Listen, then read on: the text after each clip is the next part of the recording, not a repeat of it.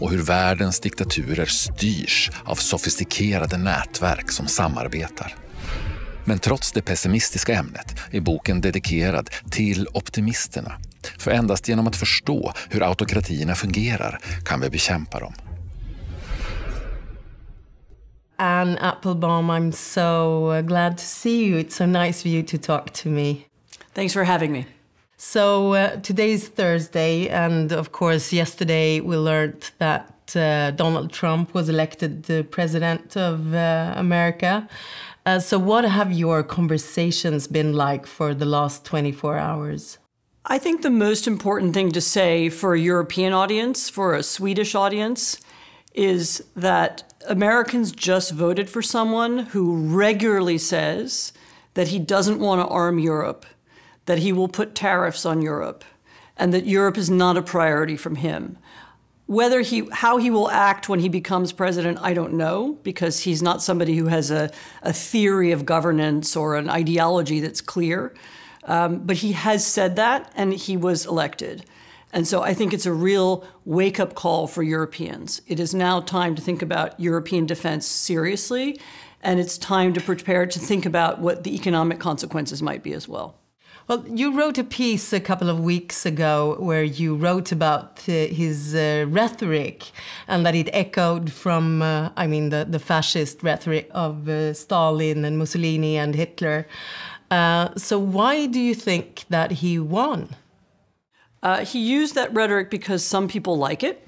It worked in the 1930s. It was very successful then, in many different countries, I should say. Some people who heard it decided that he didn't really mean it. You know, the Wall Street Journal editorial board decided that it didn't mean anything. It didn't have a significance. And then there will be a lot of people who just didn't hear it because there are different media landscapes now, and in one media landscape you will hear it, and in others that you won't. So I would say that there may be many people who aren't aware.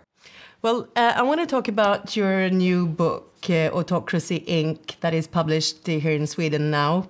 It began with a piece that you wrote that had the headline, "Why are the bad guys winning?" But this phrase, expression that you coined, Autocracy, Inc., can you talk a bit about that? So the book describes a network of dictatorships. It's not really a book about illiberal democracies or failing democracies. It's a book about the real autocratic dictatorships.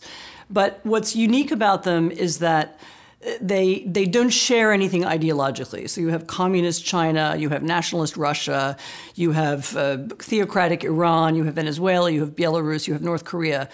They don't share anything ideologically, but they do have some common goals, and they have some overlapping interests.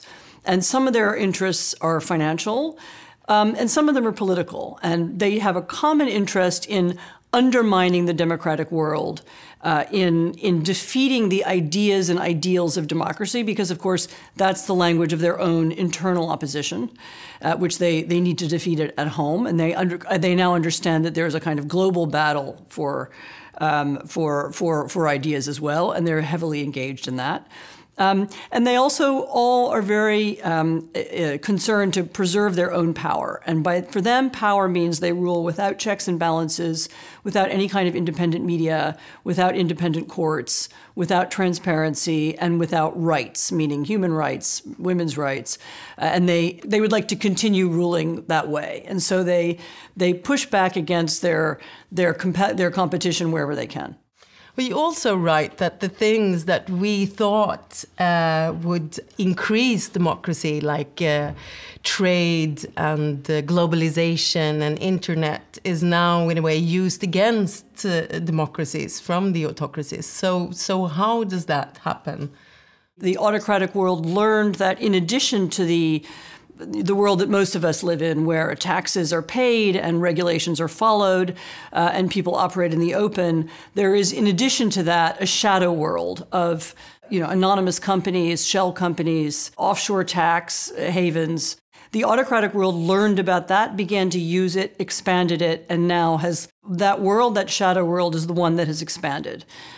So it turned out that trade and the exchange of ideas works both ways. So they have also learned that if there's a global market of ideas, then they can also compete in that. And increasingly, they have coalesced around an autocratic narrative. Autocracy is good and safe and stable. Democracy is weak and divided. Democracy leads to violence and to chaos. And those are the ideas that they push. I was thinking, I mean, a couple of years ago, the European Union was awarded Nobel Peace Prize, and that was originally for, creating peace in Europe through trade and commerce. So do you think that we have been naive?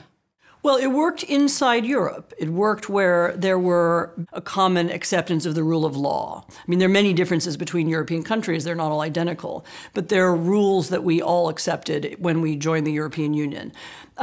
It did not work with countries who were setting up different kinds of political systems. I mean, in effect, free trade enriched autocrats. It made Putin and the people around him much wealthier. They're now billionaires. It made the Chinese leadership wealthier. They are also billionaires. We don't necessarily know how they made their money or where it is or how it is that they hold it, but that was the impact of trade. And we also failed to see, I think, that especially China understood from the beginning that trade could be used strategically and that it could be used to increase the power of the Chinese state to the detriment of nascent, democratic or civil society initiatives that existed in China 20 years ago. And so that, the process that worked inside Europe just simply didn't work with the outside world. And yes, I think it was fair enough to believe in the 90s, given the experience of Europe after the war, that it was worth trying. That there was a possibility that trade could enhance peace, as it did in Europe. But I think there was a point, really beginning 2 decades ago, but certainly 10 years ago, when it became clear that this was no longer true. And this is when we should have asked real questions about what our trade with Russia was doing, what impact it was having on us, and we failed to do that. Yeah, I read a report that said that in 2023, 71% of the world population was living in autocracies. And those are numbers that we haven't seen since 1985. So, I mean, how come democracy is on the decline now? I think it's the rise of kleptocracy. I think it's our failure to regulate social media, to allow extremism to dominate both social media, but also the internet more broadly. We have an advertising system online that favors and rewards the most extreme language and the most extreme material possible. We failed to understand also how the autocratic world was influencing us. Through business deals, through contacts, so money that travels anonymously around the system or is used to influence politics. We didn't get control of that, and that I think is a big part of the explanation. Well, you touched on it a bit before, but you write about something that is called the fire hose of falsehoods. Can you explain that tactic? So modern autocratic propaganda is different from the kind of propaganda we knew in the 20th century. So rather than, the Soviet model of propaganda where the Soviet system portrays everything as perfect and everything is marvelous, the Russian system instead simply bombards people with an enormous amount of information, some of it true, much of it untrue, in a way that eventually it makes citizens begin to feel helpless, like they aren't able to understand anything at all. And if you're told one story one day and another one the next, and there's this constant repetitive lying, then it becomes hard to see, what is there to hold on to? What is there to build? What is there to create? It creates a sense of nihilism and an alienation. And the Russians were the first to begin to use that, but there are plenty of Western leaders who also do it. I mean, Donald Trump is famous for repeatedly, frequently lying. That's simply a fact. That's how he runs his political campaigns. Well, you also write The conviction common among the most committed autocrats that the outside world cannot touch them, that the views of other nations don't matter, and that no court of public opinion will ever judge them is relatively recent. So I was wondering, I mean, if the democratic means that we used to have, like facts and journalism and satire and the possibility to expose politicians who are criminals or immoral, if that doesn't work anymore, what are we supposed to do? I mean, that's a question that applies not just to the autocratic world, but to our world. So I don't have a full answer.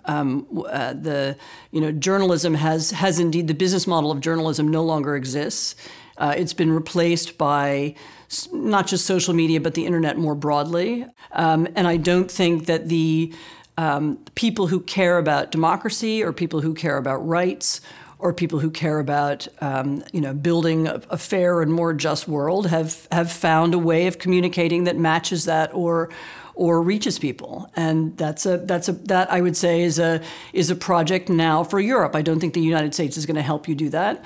But Europeans now are facing a real existential crisis. I mean, if you want to preserve, or if we want to preserve, I'm also European, if people want to preserve the systems that we live in now, then we're going to have to invent a communication system that benefits and privileges democracy and doesn't divide people and doesn't create silos in which people live in different worlds and aren't able to understand one another anymore. And so it's incumbent on the governments of Europe, either singly or preferably as a group, to focus on that. I mean, if Europe isn't going to regulate social media, at the very least making social media responsible, the owners of it legally responsible for what appears on their platforms, then Europe will also be divided, and it will also be chaotic, and it will also become more and more extremist with time. And that's just the logic of the conversation. Well, finally, this book is dedicated to the optimists. So are you one of them? I would describe myself as an optimist who worries a lot. But I'm in touch with people in the autocratic world, with people who have tried to bring change to Russia, who work in Venezuela, who are members of the Hong Kong democracy movement. And I see that they are able to continue working for more justice and for a better world. Then I don't see why we who live in the wealthiest and most prosperous societies on the planet can't do it as well. So I would end with that. Well, I know that you're really, really, really busy, so I will let you go now. But thank you so much for talking to me. It was lovely. Thank you very much.